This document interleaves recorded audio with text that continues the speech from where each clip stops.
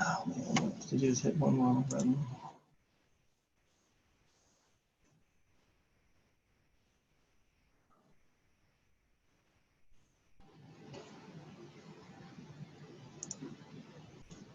Okay, I think we're on the right thing here.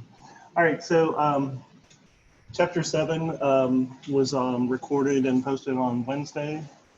The quiz for chapter 7 opens later this afternoon. Today we're going to go over chapter 8 and watch a very brief video. So today we're talking about food safety management systems, and it is not working. Okay.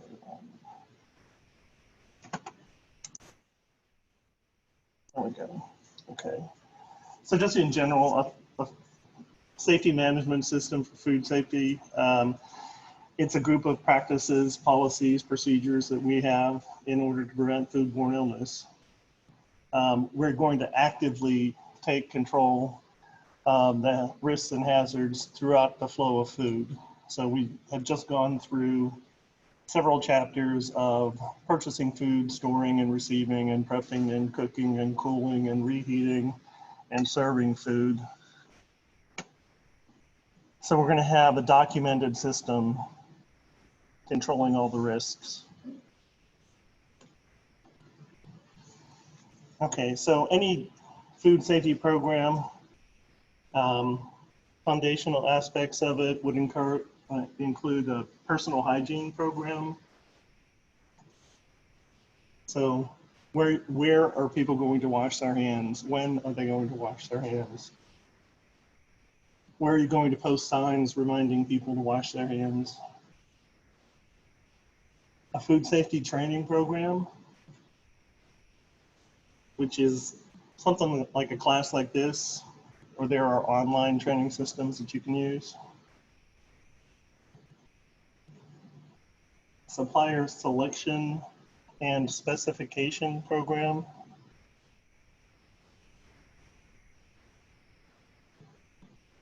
Quality control and assurance.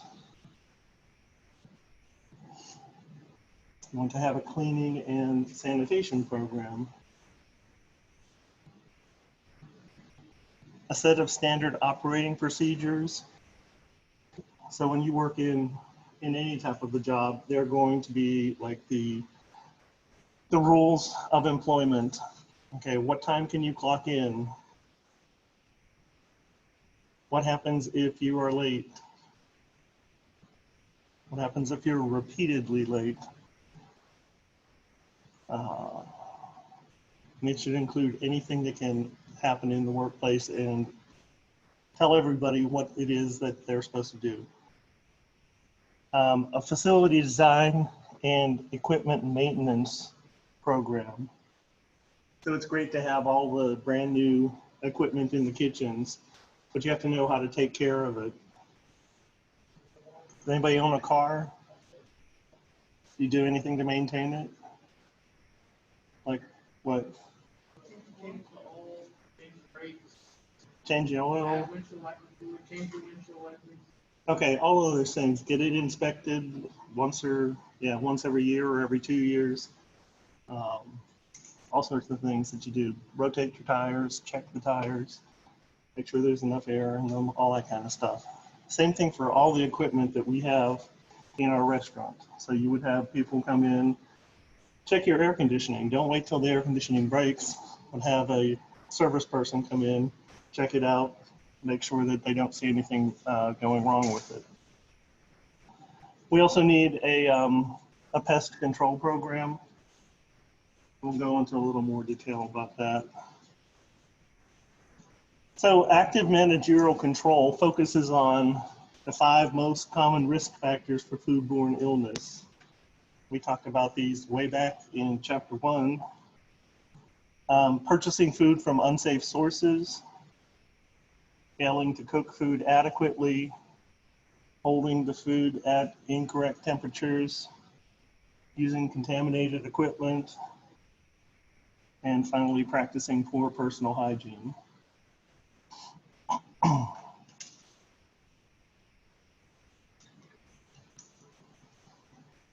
So there's different ways that you can do this. You can have repeated training programs that focus on safety and food safety and sanitation. I think you always want to have manager supervision. So have a manager on duty all the time, be able to keep an eye on what the employees are doing. Might want to have you do want to have standard operating procedures. You typically want to have recipes and have your employees follow the recipes, follow all the guidelines as far as what they do in the kitchen, what they have to wear when they're in the kitchen. The last one on here is HACCP, H-A-C-C-P. We've got a screen at the end that is going to cover the HACCP. So, steps for implementing active managerial control. First thing we do, identify and document potential risks and ways to control or eliminate them. So we've talked about all the different types of risks to food, biological, chemical, physical, and all of the different ways that those things might be introduced. So we're gonna have like an operating procedure for how we store food. In our cooler, we're gonna make sure that there might be a rack for poultry, might be a separate area of the kitchen for dairy products, separate for ready-to-eat foods, so you don't have to worry about anything getting cross-contaminated while it's in storage. And then the whole way through, how are we going to handle food in the kitchen? What are the policies and procedures that we're going to have? And these things are going to be in writing. We're going to monitor what we identify as critical activities. So something like how long food spends in the temperature danger zone, we'll monitor that. Or what temperature we cook this food to, we're going to check, make sure that the poultry reached what temperature for cooking poultry. 165. So we're going to monitor that, keep records of that type of thing. Correct improper procedures or behaviors. So if I just said, okay, make sure your mask is covering your nose, that would be like an example of correcting improper procedures. Verify that your policies, procedures, and corrective actions are followed. Again, this is all part of the manager's supervision. Ensure employees are trained and retrained as needed. So the information that we're covering in this class is going to happen again in every culinary laboratory class that you take. It's not going to be as detailed, but you're going to get expected to remember things. Then periodically assess the system to make sure that it's working.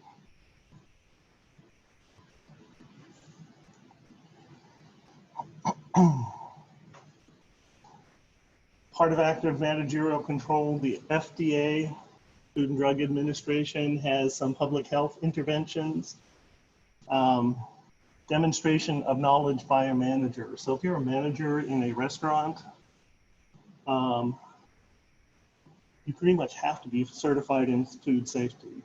Okay, that's evidence. Like my document that I have in the lobby indicates that I have the training to be the responsible for the food safety management.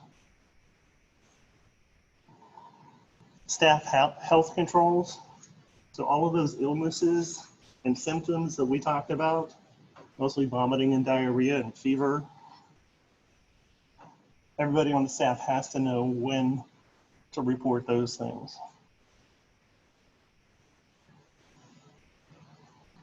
Controlling hands is a vehicle of contamination.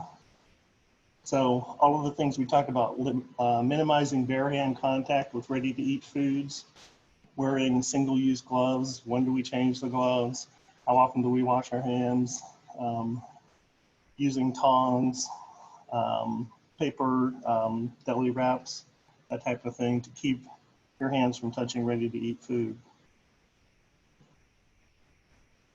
Time and temperature parameters for controlling pathogens. So you got to know that temperature danger zone, and you got to monitor how long food is at the temperature danger zone. You have to know what TCS foods are. Like if you have a case of apples, is that a TCS food?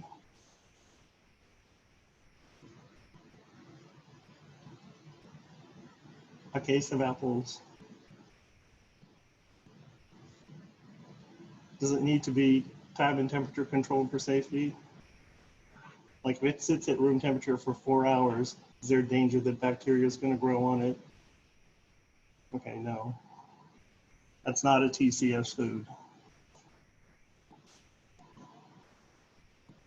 Okay, so also requiring food handlers check temperature of food being hot held every 2 hours, even though technically you have up to 4 hours. But at least at 2 hours, if you find that it's not hot enough, you can reheat it. Consumer advisories. Notices have to be provided, of course, to your guests if you serve raw or undercooked menu items. And we've talked about those type of things. Any kind of raw or undercooked egg product, seafood, ground meat, or steaks, that type of thing. Okay. HACCP. HACCP stands for Hazard Analysis Critical Control Point. This HACCP is an example of what is considered active managerial control. You're writing down a procedure and how you're going to document certain types of food. So we'll identify significant hazards at points within a product's flow through an operation. So if we are serving, we do a grilled chicken breast sandwich for lunch, okay, we might look at purchasing it. Okay, as long as we're purchasing from an approved reputable supplier, we feel pretty confident that that's not going to be a critical point, because that's their job. They show us their inspection reports. We know that they're good. We have very good receiving and storage policies, so that's not really going to be a critical point. Kitchen knows to work with small batches at a time, so we're not holding it out at a high temperature or at a dangerous temperature for a long period of time. But cooking it, you don't want to overcook chicken breast because it's going to get dry and tough, but you don't want to undercook it because it can make people sick. So that will be our critical control point. We can control what temperature we cook the chicken. And all we have to do is use a calibrated thermometer, stick it into the chicken breast and take the temperature. And that needs to be 165 degrees. Okay, so we've identified that that's going to be where our critical control point is. All along, we've looked at biological, chemical, and physical hazards. So we've taken into account time, temperature abuse, cross-contamination. We're going to identify how to prevent, eliminate, reduce hazards to safe levels. You don't really have to memorize all of these steps to this. I'm just trying to explain like the overall plan. It's documented in writing. So something that works here in our kitchens won't necessarily work over at the student union or at any other restaurant. Wow, and that's it. Okay, so chapter 8 is a very short chapter. Let's see.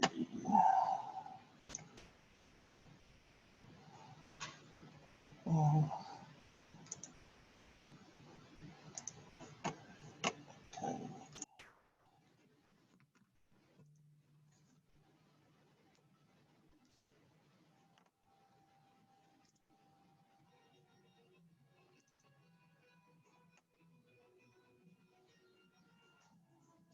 Okay, did we talk about setting up a 3-bay sink?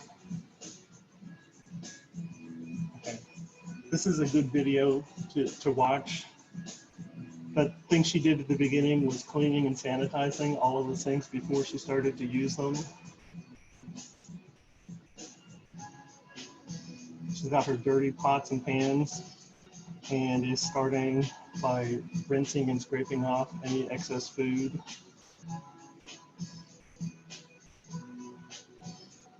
Filling up the pot sink with soapy water, 110 degrees.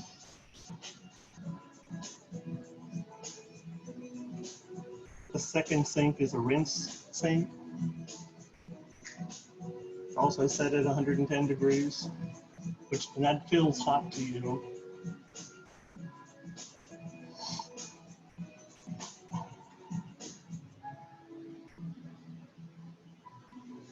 This last sink is the sanitizer sink. So there's a chemical sanitizer. The temperature of the water for the chemical sanitizer in this case has to be 75 degrees.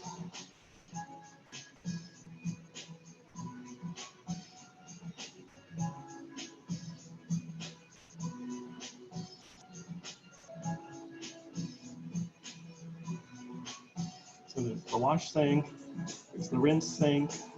You wash a few things, let them sit in the rinse sink.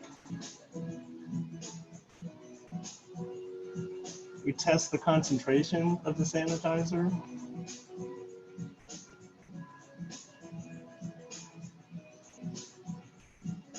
And a container of strips has a chart that indicates what color the test strip should be. Once you're satisfied, then you take the pots and pans, take them from the rinse sink and put them into the sanitizer sink. And then depending on the chemical, it's got to stay in that sink for a certain period of time.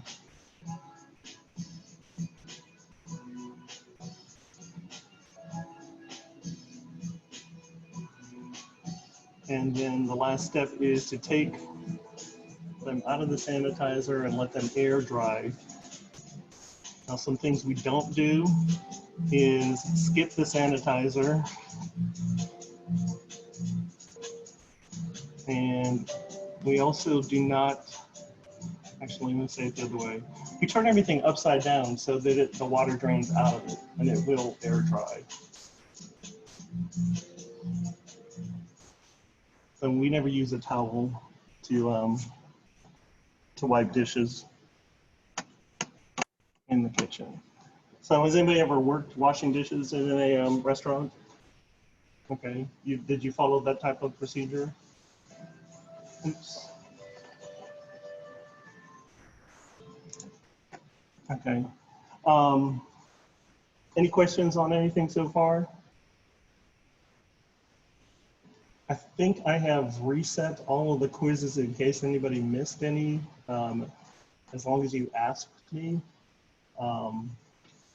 If you have zeros on any of the quizzes, contact me and I'll be happy to reopen them for you. I want you to take all of them.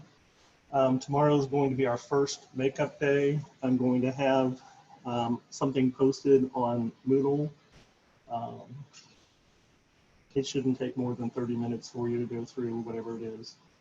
But I haven't created it yet, but I might just get a series of videos and ask some questions about them.